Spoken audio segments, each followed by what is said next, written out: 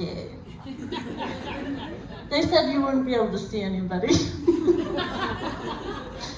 Okay. 19. That's how old I was when I got pregnant. 19. That's how old my son would be if he had survived. 19. The number of weeks I carried him before he was gone. While I won't say the term dead baby 19 times, I do say it. And if that makes your heart hurt, I just invite you to imagine what it's like to walk with that every single day.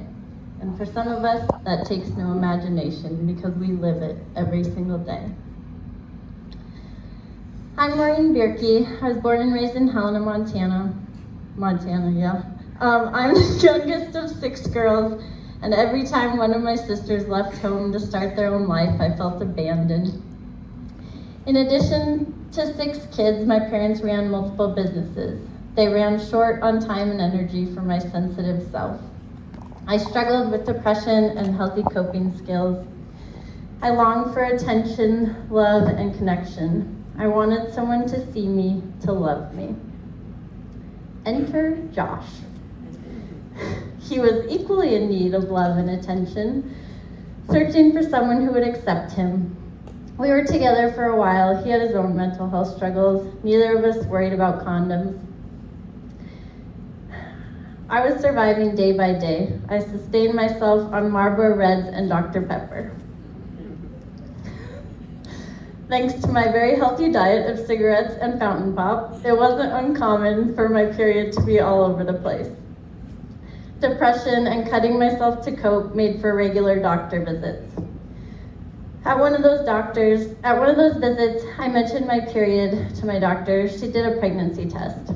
It was positive, but I'm 19. What the fuck do I do now?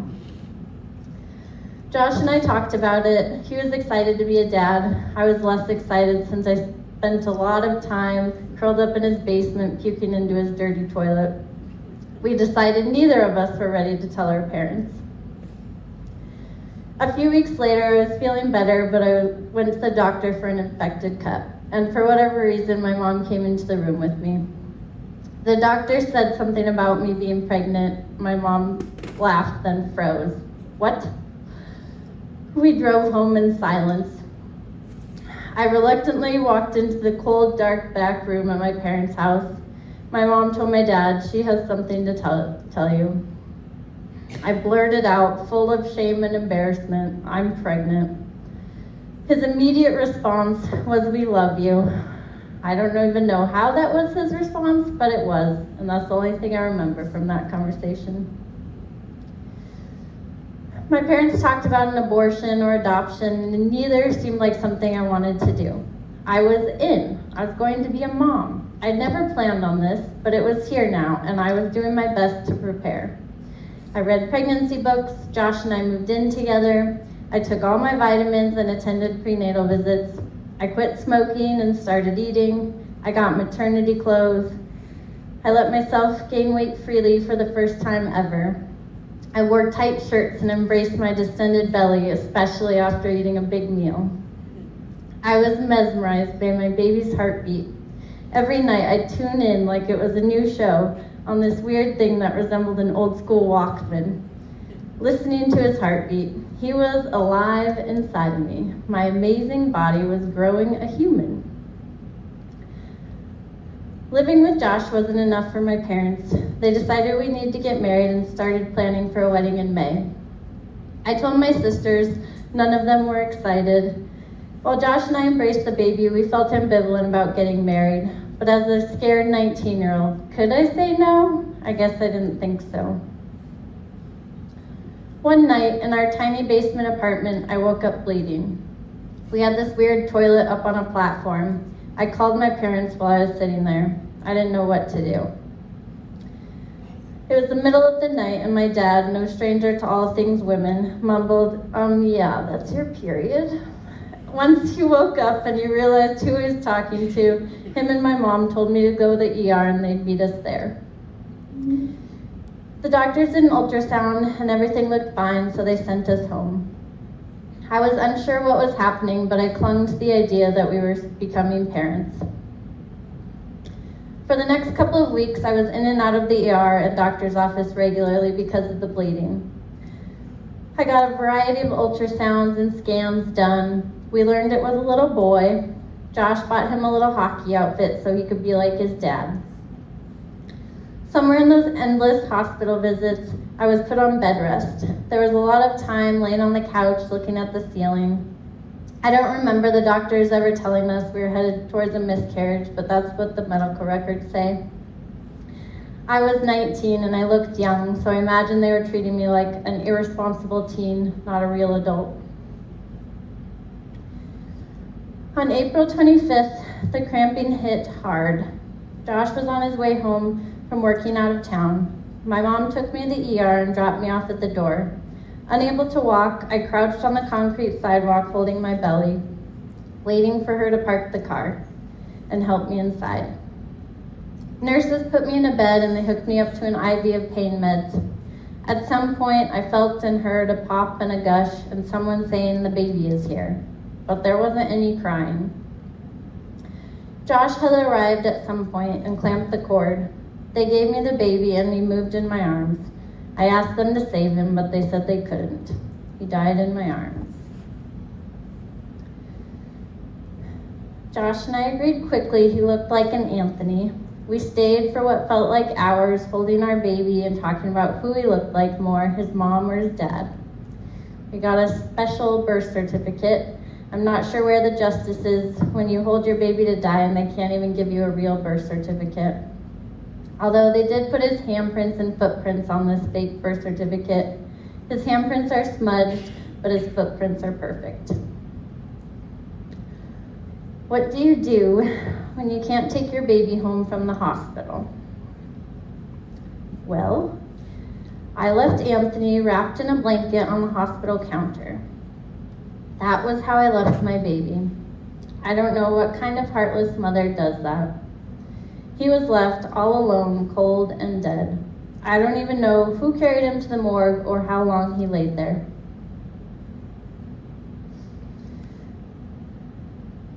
The next 19 days blurred together. I spent a lot of time laying on a rug outside crying, Josh nearby telling people I was just sad. I remember a phone call with my mom. Someone asked if the wedding was still on, and she responded with something about if they would get married with a baby, then they'd still get married without a baby. I was drowning in my grief, clinging to Josh, the only other person who could remotely understand this pain. It felt like our loved ones exhaled in relief.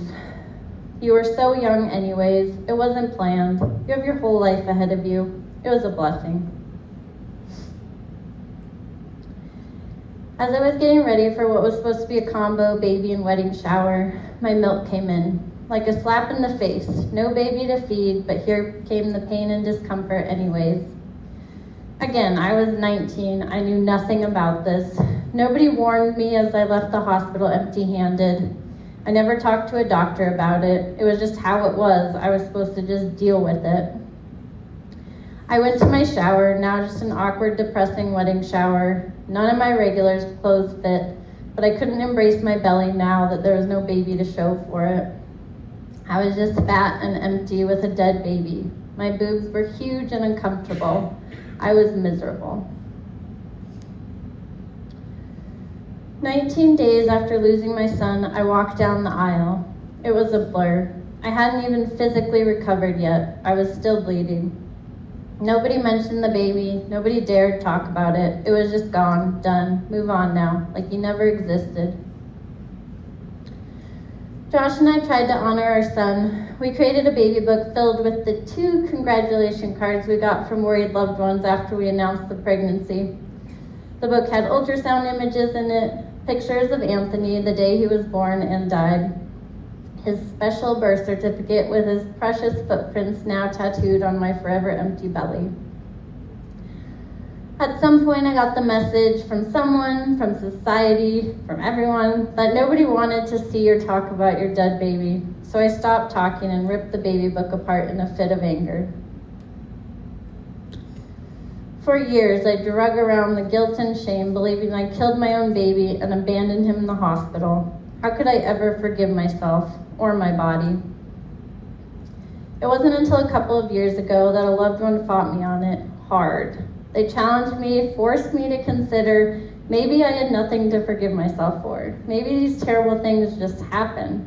I mean, logically I knew that, but it wasn't until that emotional argument that I began to wonder, is that true? Does that apply to me too? I don't have to forgive myself for this? That's mind-blowing, and I'm still working on that. I attended a retreat for lost moms last year. The facilitator gave me permission to use the term stillbirth. I always wanted to, but I wasn't sure I was allowed. Like I was worried someone would be like, nope, that's not a stillbirth, that's a miscarriage. I'm still experimenting with that terminology, but it seems to carry a different weight, even though both types of losses are crushing. I've spent 18 years working with children and families, some in high trauma areas like Shodare and CPS, where I had to swallow my rage as kids suffered at the hands of their parents. Why the actual fuck did they get to have kids and I couldn't? And let me tell you, when you're of childbearing age and work with kids, everyone's favorite question is, do you have kids? One person even told me I was lucky when I responded with a simple but painful no. I didn't bother to explain why that was such a fucked up thing for her to say. I've had people say, I hate you, you get to sleep in. My internal response is, I hate you, you have a living child. Instead, I awkwardly laugh and turn away as my heart screams. It took me years, but I've finally allowed myself to decline birthday party invites for my loved ones' children. I get filled with a hot jealousy, thinking about their living child eating cake and opening gifts, and the mom getting to plan and take pictures of their happy child. It's a terrible feeling, it's embarrassing and shameful. I really just want to be happy and celebrate with them instead of making it about me. All of my sisters have living children, and I work in community health focused on early childhood, trying to support parents. I'm constantly trying to hold space for myself as a mother while acknowledging I have no idea what it's like to get annoyed when your kid needs you. I don't know what it's like when your child takes their first step or when they enter kindergarten. I don't know what it's like when they get their driver's license or when they graduate from high school.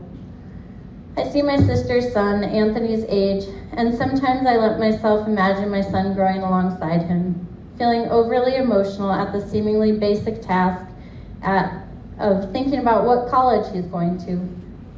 Each milestone a reminder of what could have been. I was driving to Billings to visit my sister and her family when I imagined Anthony as a teen for the first time. He had aged. He wasn't just a dead baby anymore. He was growing up with his cousins. I had to pull over, unable to see clearly through the tears.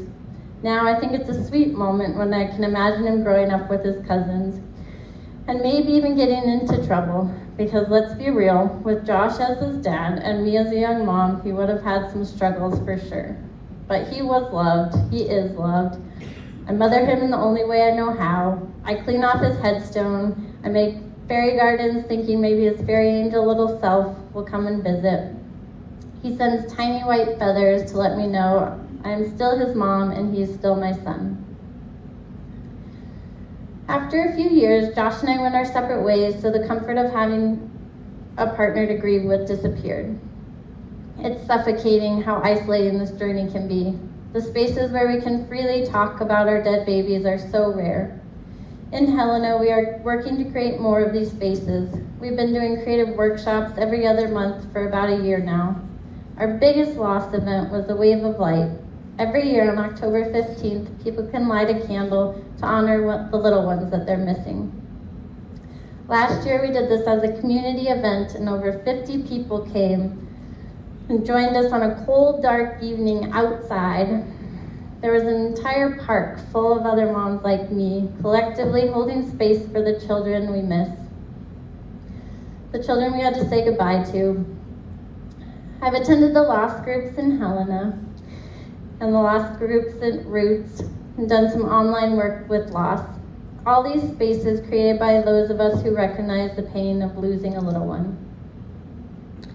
Motherhood, grief, parenting a dead child. There's no right way to do these things. It took me 15 years to touch my belly. It took me 16 years to imagine Anthony growing up. It took me 17 years to speak openly about him. It took me 18 years to celebrate his birth/death day with others. And now, 19 years later, I'm trying to honor my one and only child by sharing our story and holding space for others who have lost a pregnancy, a baby, or a child.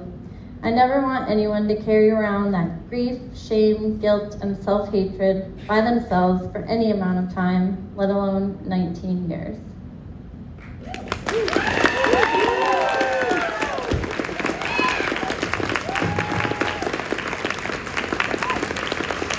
Yeah, I'll keep it going for Maureen.